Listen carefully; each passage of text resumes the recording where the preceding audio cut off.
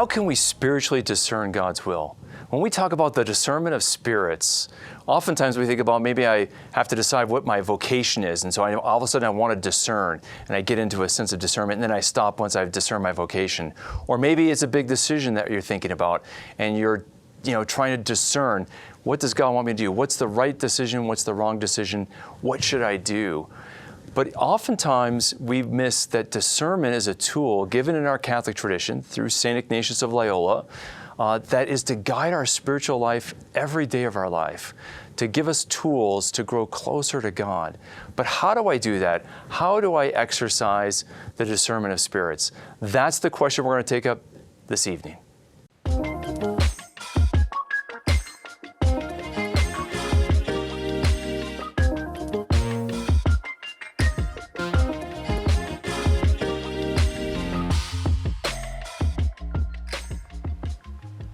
We're going to talk about discernment of spirits. How do we discern spiritually? And I'm so happy to have as our guest this evening, Father Timothy Gallagher, who was ordained in 1979 as a priest. You did your doctorate work at the Gregorian, is that correct? And has written over 8 books on spiritual discernment and spirituality. And Father, you've spent your career leading countless retreats, spiritual direction, and now you have the chair of Saint Ignatius Spiritual Discernment Formation at St. Vianney Seminary here in Denver. So thank you for coming on board tonight and talking with us about discernment. Thank you for having me and for inviting me to talk about something I talk about so willingly. Well, it's a joy having you here. I know a lot of our audience might well know that a lot of your talks on spiritual discernment are on the Form platform, and I know that's been very popular. It's been a great blessing to many people looking for resources for discernment. So let's talk about discernment, because I think a lot of people don't understand the wealth of resources that we have in our Catholic tradition, especially in what you're so familiar with is the Ignatian spirituality. That Ignatian spirituality and the discernment of spirits, it's a topic, it's a tool that's to be used for broader than just making big decisions or discerning one's vocation, isn't it?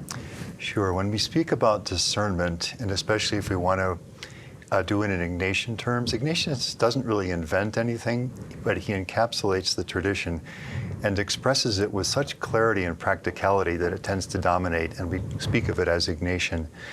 But what Ignatius does is to highlight 2 different forms of discernment. And you've alluded to both of those. One is, I'm facing a choice. I love the Lord. I want to do His will. I'm looking for help to help me know which choice God wants. So that's discernment of God's will in choices that we face. The other kind of discernment is that which you just highlighted, and that is every day the spirits are working. That is, God is working. There is a tempter who is working. My own human spirit is involved, and how can I sift that out, know what's of God and not of God, so therefore know what to follow and what to avoid. If we can get there, wow, powerful things happen in the daily spiritual life, which is where almost all of it's lived. Father, one of the things I just want people to learn and discover is the richness of our Catholic tradition, the rich resources and tools. And you mentioned St. Ignatius and how practical he was. People don't think about spirituality or spiritual discernment as practical. I think it's intimidating. It sounds like I need to be a mystic, I need to be a scholar, I need to be well trained to be able to spiritually discern. But Ignatius wanted everybody to be able to exercise practical rules and principles that would help them in their daily life. And so where do people start? How do people at home look at discernment? It seems like an intimidating topic. How can we make it simple and practical? Where do people start? Sure. In terms of discernment in daily spiritual living, start with the 14 rules that Ignatius crafted, essentially to help us understand these ups and downs that go on all the time. I've been teaching these for close to 40 years now, and I have never yet had one person who has ever said to me, I don't know what you're talking about. Because what Ignatius does is simply to give a vocabulary for what's going on all the time. We all know that there are ups and downs in the daily spiritual life. There are times when God feels close, prayer is alive, we have energy for things in the church and living our vocation more deeply. And if we're honest, we'll also recognize that there are times, and we often don't even understand why, when the bottom seems to drop out of that energy, and then, again, if I can say it reverently, it's hard to even want to pray. Maybe we don't pray, or we're not happy with the quality of our prayer. All that energy for growth and new steps seems to wane.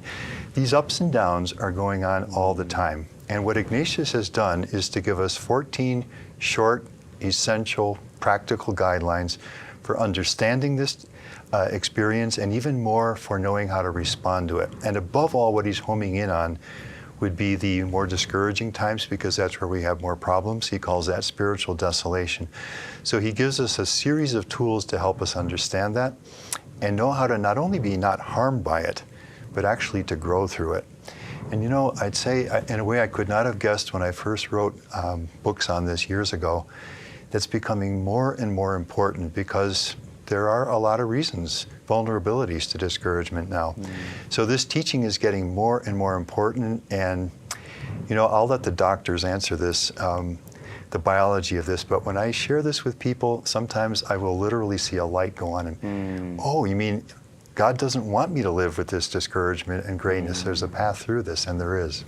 You know, I love that you talk about these practical steps, and I just want to highlight your book for people, because I hope our conversation sparks an interest for people to want to go deeper in this. And you've published a wonderful book that's been around for, I think, almost a couple of decades now, The Discernment of Spirits, and an Ignatian Guide for Everyday Living. And I love that idea that it's an Ignatian Guide for Everyday Living. And you mentioned, Father, this idea that we all experience these ups and downs. And we know our emotional life and our life of, kind of, as you used the analogy with energy, sometimes we can be discouraged or just down or struggling. Sometimes we feel like we can conquer the world. Everything's going well. I feel so close to God. When people feel that struggle, that where they're in desolation, now help people understand, does desolation mean that I've done something wrong and I'm in sin, or does desolation come with because of different things? No, absolutely not. Desolation is simply a tactic of, I'll use Ignatius' own word, of the enemy, by which he means it's the classic triad, the world, the flesh, and the devil. It's simply a tactic like temptation. It's the other basic tactic of the enemy. There's nothing dramatic about it.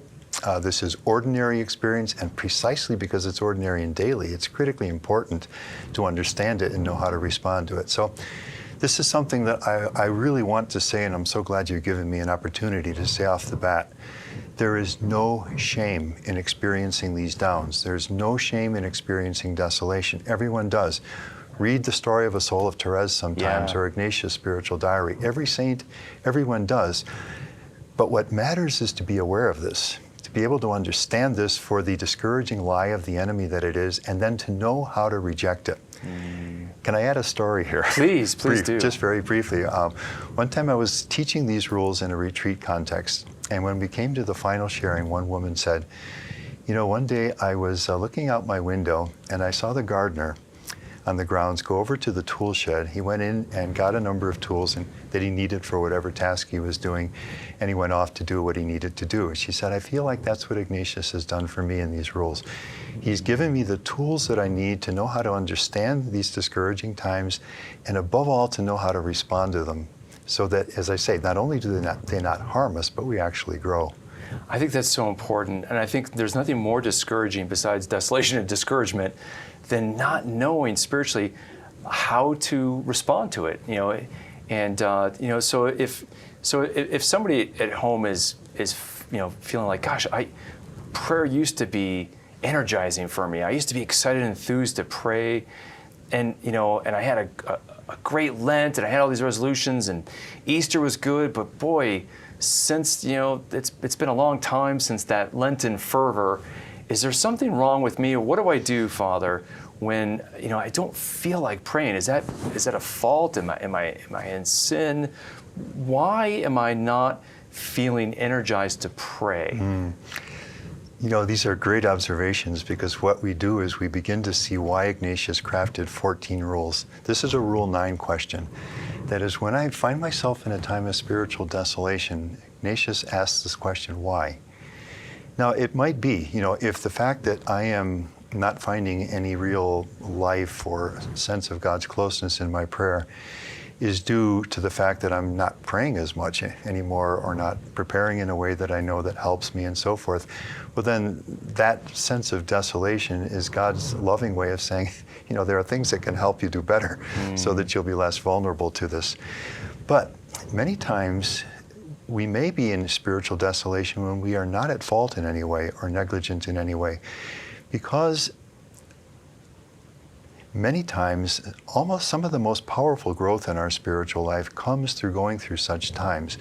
I think if we all look back over our lives, we'll recognize the growth that came through the warmth and light of spiritual consolation when we had the energy to take new steps. But we'll also recognize that sometimes it was the difficult, dark times that almost compelled us to take the most valuable steps in our spiritual lives. So there's a reason why a God who loves us, and when we are not at fault, will permit us to go through spiritual desolation, because if we respond well to it, again, be aware, name it, and then reject it using the tools, then beautiful growth can come into our spiritual lives. I love the idea that these desolations and dryness in prayer can be an opportunity to grow. And does that mean that God sometimes leads us, like a child in our early spiritual stage or a time of renewal with consolations, and so that we want to pray, we feel energized by it, but then God on His love wants us to grow and mature, and so sometimes He allows us to not feel anything, even though He's still close to us. And so sometimes I have to realize that this is part of God's pedagogy, maybe His way of growing me.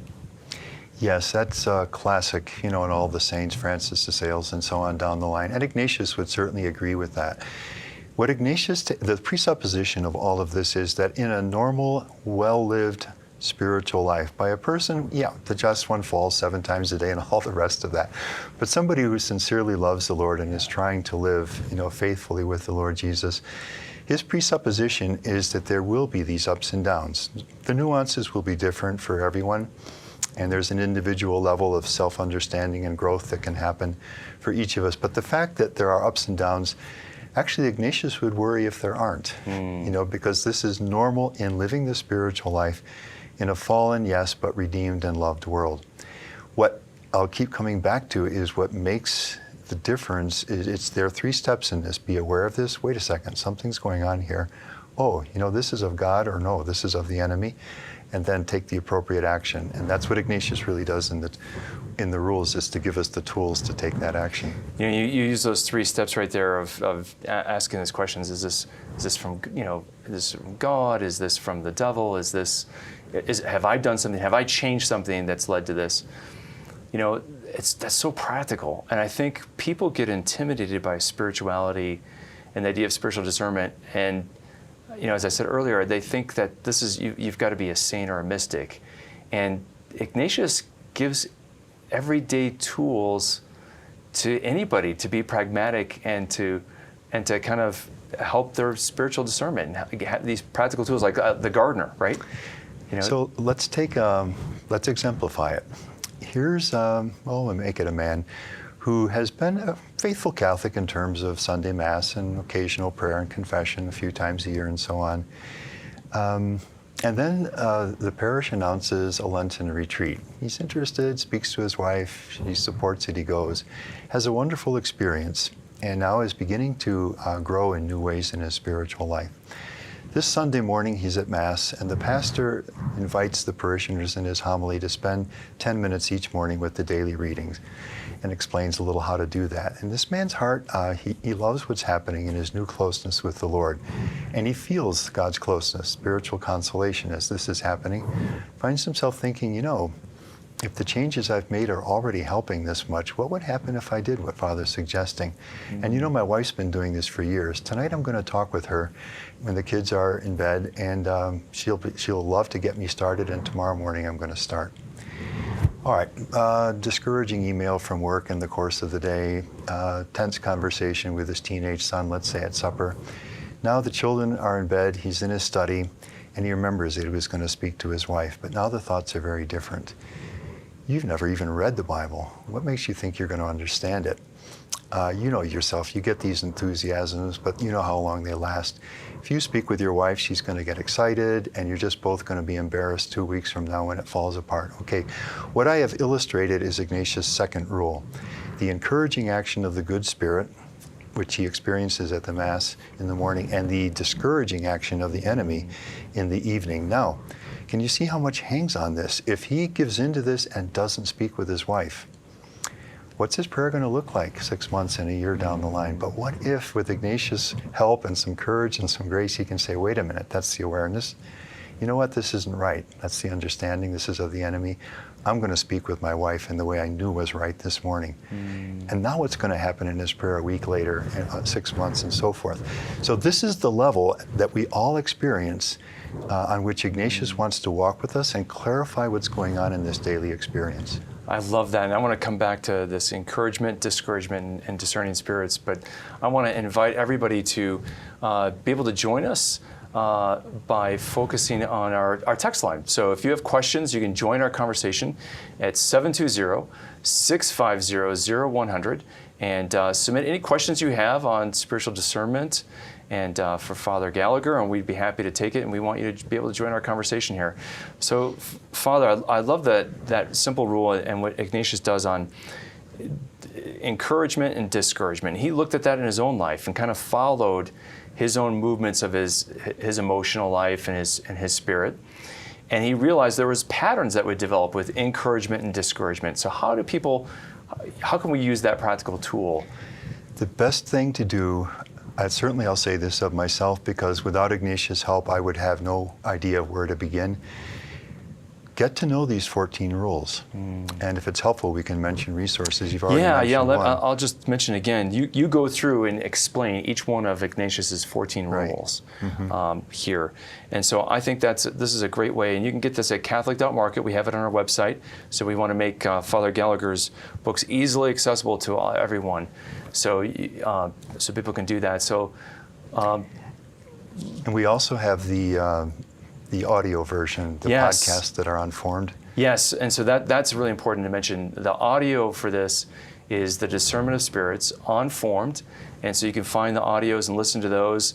I know that, and it's so great being able to listen to audio. So I listened to a lot of those episodes when I was just in the morning exercise or early in the morning. So I can listen to those talks and do some of my exercises. So I really, physical and spiritual exercises at the same time, Father. So I was doing my Ignatian exercises with my Peloton. But that's a great resource for people to get. It's so helpful. Well, you know, all of this ministry I never planned. It arose because what happened when I first started giving very simple little half-hour talks on these rules in the context, first of all, in retreats.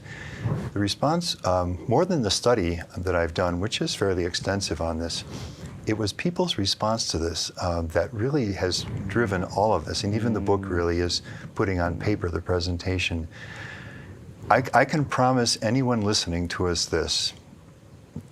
Any time that you put into learning these 14 rules, the day will come when you will bless the Lord that you did it, because it will give you an understanding of what's been going on all the time, but because we don't have even a vocabulary to begin to get a hold of it, we're sort of blown a little bit by it. One woman said to me this, it's a great summary. She said, before I knew the rules, I was reacting. Now I'm responding. And there's a world of difference. Wow, that's a beautiful distinction. Yeah, no, we don't want to be in a reactive mode, but to respond to the Lord. And, you know, Roseanne asked a question, Father, speaking about responding. She asked, how do I tell the difference between recognizing God's voice, my own ego, and the devil? So how do I discern which voice is whose? The short answer to that is to learn Ignatius' first 2 rules. And I'll focus on the second rule, because in the first rule he looks at, it was his own situation before his conversion, a person who is far from God and living a life of serious sin. How will the good spirit, that is God, his angels, his work of grace, how will the good spirit and how will the enemy work? But our questioner now certainly is not in that situation and will be in the Rule 2 situation, where Ignatius looks at the person who loves the Lord and with all of our weaknesses sincerely is seeking the Lord. I would invite anyone interested in the answer to this question to get to know Ignatius's Rule 2. Because what he will do there is give you 4 qualities of how the enemy will act. If we go back to our man that evening, you see a number of them there. The enemy bites, gnaws at the peace, tries to bring a sadness into the spiritual life, places obstacles. It's too difficult. You can't keep this up. Why even start? Tries to disquiet with false reasons. You're just in competition with your wife. This isn't really about God, and so on. Get to know those 4 tactics so that you can be aware of them, understand them, and firmly set them aside. And then the 5 tactics of the good spirit by which you can recognize the voice of the good spirit. Consolations, inspirations. You know what? Like in the morning at the Mass there, the warmth of God's closeness and the inspirations. I should start this. It could make a real difference. And you know, I can do it if I just speak with my wife, and so forth. Easing and taking away the obstacles. No, it's not that hard. Many people do this. You'll grow as you go along. So I would say get to know those 4 and 5 tactics, and then begin to look at your own experience and identify them, and you'll be well on that road. Father, do you think in your own experience, you know, as you discovered these rules and began to really have a deeper grasp of it, that the ups and downs that we have in life, as you mentioned, oftentimes people's spiritual life goes up and down as their emotional and their feeling of closeness to God. But can our spiritual life stay stable even though we have these down moments? The down moments don't necessarily at all mean regression. In fact, if the enemy is attempting this tactic, it's precisely because this is a person who loves the Lord and is growing. And if we respond well, like the man that evening in his room, if he rejects this and goes forward, not only is he not regressing, but he's actually progressing toward God through this. So the fact that we experience spiritual desolation has nothing to say necessarily at all about any regression. It's, as I say, it's a normal tactic of the enemy, like temptation. As they say, these are the 2 basic garden variety tactics of the enemy. Garden variety doesn't mean that they're not potentially dangerous. It just means that they're undramatic. This is ordinary daily spiritual experience. We're aware of temptation. We're much less aware of spiritual desolation, and that's where Ignatius can make all the difference. That's an important point. I think people do recognize, I feel like I'm being tempted, but they don't oftentimes feel like they're being pushed towards desolation or brought to that. Even more when a person with very good will, but without this help from Ignatius, takes the voice of the discouraging lies of the enemy as the voice of God. So yeah, you've never read the Bible, you're never going to go make much progress, and the person, and just think, I've seen it more times than I can ever say, the liberation that comes when we begin to sift out those voices. It's so important. I think of Saint Teresa of Avila. She talks about how the devil deceived her into not doing her mental prayer because she was not worthy, because he played on a false humility. She wanted to be humble, but he created this idea of false humility, that you're not worthy, Teresa, of really sitting down and really talking with God. Do your vocal prayers, but don't try to be something that you're not. You're not holy enough to do that. And for a while, that really slowed her down. That really deceived her.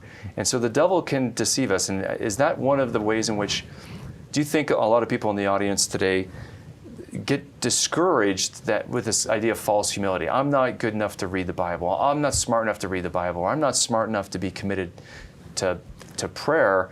The spirituality is beyond me. Yep. And then they don't try to take it up. And that's exactly what the devil's trap is. I want to reverence that, because good people with very good intentions may think along these lines. But this is the wonderful liberation that comes when you realize, no, this is just the enemy, and this is a Rule 2 issue. The enemy places obstacles. Ignatius says, you can't do it, it's too hard for you, you won't persevere. Why? That defeated before I start kind of attitude is a very, very clear sign of the enemy. That's not God's voice. And I want to pick up on, you use this wonderful example of St. Teresa.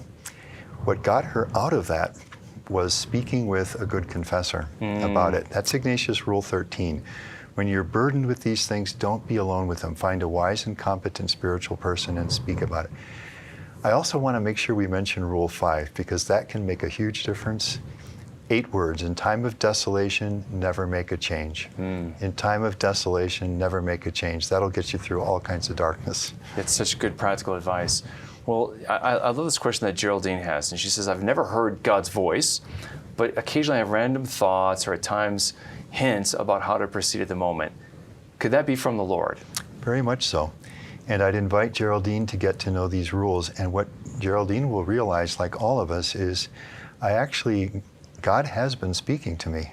And I can grow more and more attuned to this so that I can identify God's voice clearly, and then that sets me free to follow it. God is speaking to us all. We just need to be, we need enough formation in our faith to be able to recognize his voice, and that's what Ignatius does. Now, some people, Father, can say, well, is it my conscience that's speaking to me and not God? Is it just what's true, but that's not really God? How would you respond to them? God has many different ways of speaking to us. Scripture, nature, actual grace, which could be the kinds of things we're speaking of now. That's what spiritual consolation is, and his inspirations. Through the church, and through other people, God has many different ways of speaking to us. Yeah, and that's part of the discernment, isn't it? God can speak to us through the advice of a family member or a friend who says something to us that God intends as a message to us. Or even our conscience is God's voice too. It's just what Paul says, that all things work for good with those who love God. God's providence is at work in everything in our lives. And again, all that's necessary really on our part is growth in being attuned to that voice, to be able to identify it, which is what daily discernment and the way we're talking about it is all about. Yeah, speaking of daily discernment, Mary asked a question, what does a person do when making a fast decision about whether to act or not act, and there seems to be no direction from the Holy Spirit? Okay, we can only answer that question adequately by knowing the individual situation, so I'm going to create one here. All right, I'll call him Anthony. Anthony is driving home from work. He had promised to spend time with his young son that evening. Just before he left at work, the boss said, something urgent has come up. I need to have this ready by tomorrow. Would you be willing to get this done this evening? Now, he only has a few minutes. 10 minutes he's going to be home. And he loves the Lord. This is call it a small daily decision. He wants Jesus to be Lord in this decision. And this is what we would do in this case. Pray, probably briefly, ask the Lord for help.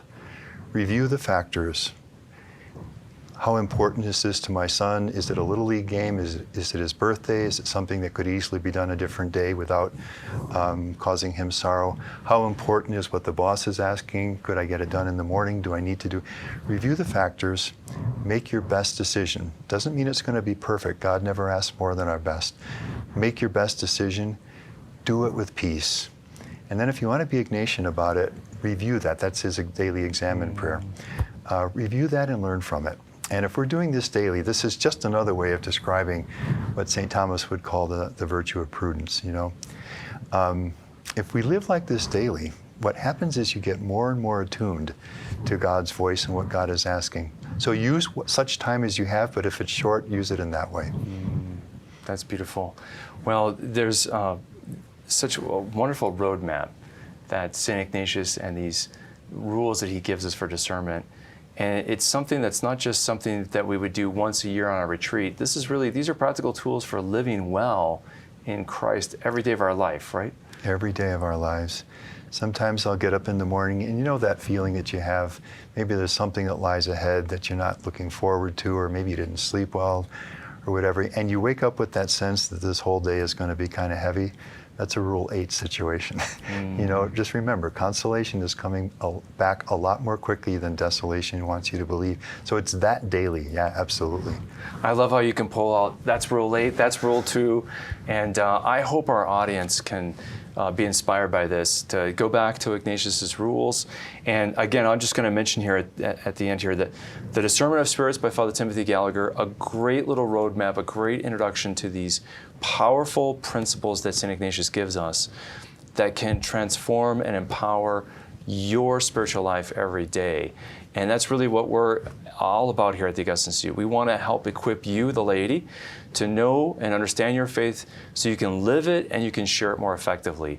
And so we've given you a tool to do that with Father Gallagher's book that you can find on Catholic.market. We've also provided those audio series of this book on the Form platform that you can get for free. So avail yourselves of these resources and don't let the devil sow those doubts. Oh, you don't have time to listen to that or pick up that book. remember these rules, and don't let discouragement be a barrier, but really be encouraged that the Lord wants to empower you, and He wants to help you grow closer to Him. And that is good news indeed. And I want to just thank all of you in the Mission Circle who support our mission here. And Father, special thanks to you for joining us and sharing your wisdom with us. My Thank you so privilege. much. Thank you. All right. Well, may the Lord bless and keep you all. Take care.